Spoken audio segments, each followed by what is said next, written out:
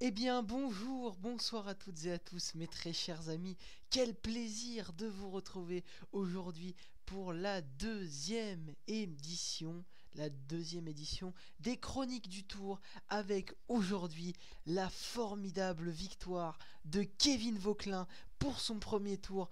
Deuxième étape, deuxième victoire française, exceptionnelle, les Français qui aujourd'hui nous ont régalé. Masterclass de la part de cette formation BNB Arkea.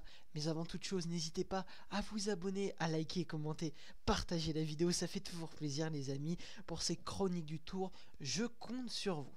Les amis, aujourd'hui, étape de 200 km entre Cecchinato et Bologne, arrivé jugé après le passage de la côte de San Luca, et au début 70 km de plat pour atteindre la première difficulté. Et donc cette échappée qui a mis du temps à se former, des formations se sont fait piéger, n'ont pas été représentées, comme la formation Cofidis qui n'a pas été représentée, d'autres, j'en pense à d'autres aussi, la formation Visma, la formation UAE, IF aussi qui a loupé le coche, Decathlon AG2R qui n'a pas eu d'homme à l'avant, et c'est au final un bon groupe qui se forme avec de bons clients, de solides clients comme Tobias Abrahamsen, le maillot à poids qui va faire le plein de points aujourd'hui et conforter son avance. On a également Quentin Paché pour l'équipe de Groupama FDJ.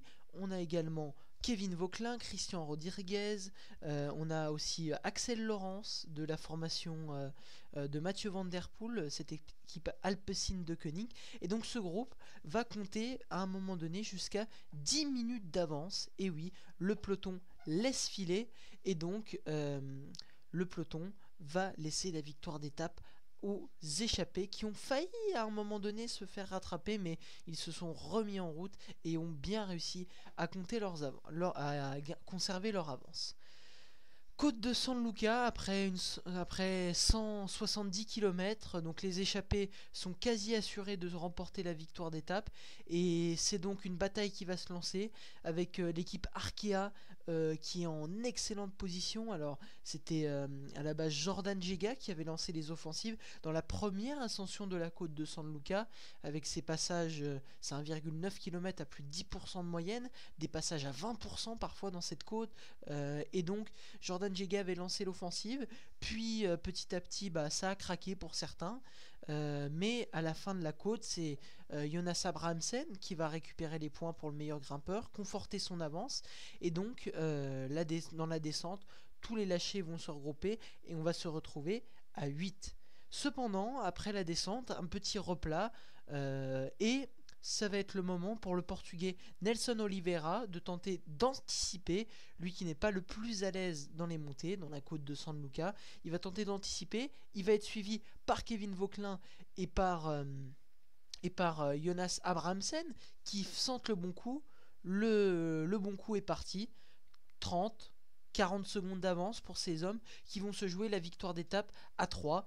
Et dès le pied, c'est Kevin Vauquelin qui va mettre le tempo, qui va pas mettre une attaque franche, mais qui va tout de suite imposer un rythme élevé. Nelson Oliveira va tout de suite craquer, et donc Jonas Abrahamsen va tenter de limiter les dégâts, mais Kevin Vauquelin s'élance, il est impérial le français, et il va compter jusqu'à 50 secondes d'avance, s'élancer dans la descente, il ne prendra aucun risque, et le français à 23 ans pour sa première participation au Tour de France vient s'imposer.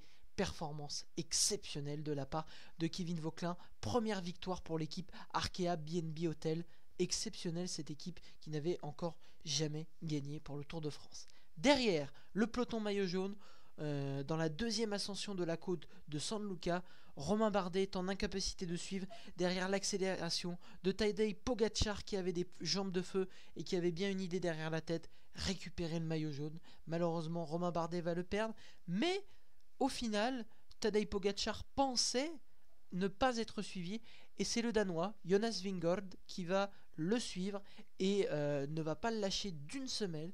Et au final, après la côte de San Luca, alors il y aura eu quelques dégâts chez les favoris.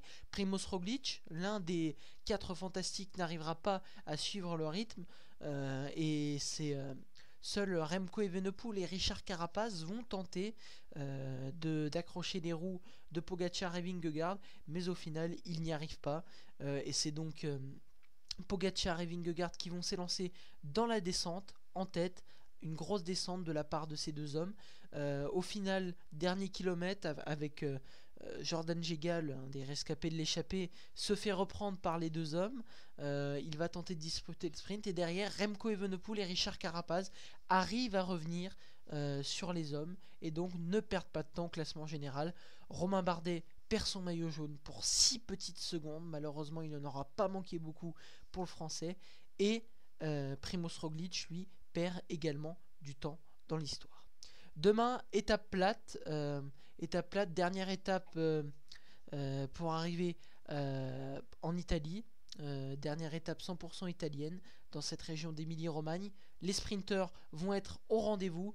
Longue journée avec plus de 220 km à avaler pour les coureurs et c'est au final un sprint qui est attendu.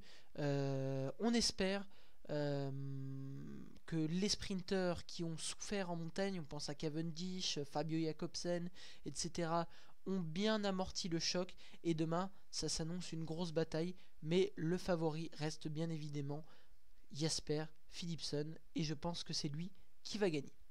Voilà mes très chers amis, c'était la deuxième édition des chroniques du Tour. N'hésitez pas à me dire ce que vous en pensez en retour. Pouce bleu, abonnement, commentaire, vous connaissez la chanson. Je vous souhaite à tous une très bonne soirée et potentiellement à demain pour une nouvelle chronique du Tour. Je vous tiens au courant, mais c'est pas sûr. Sur ce, passez une très belle fin de soirée. C'était Elio. Ciao!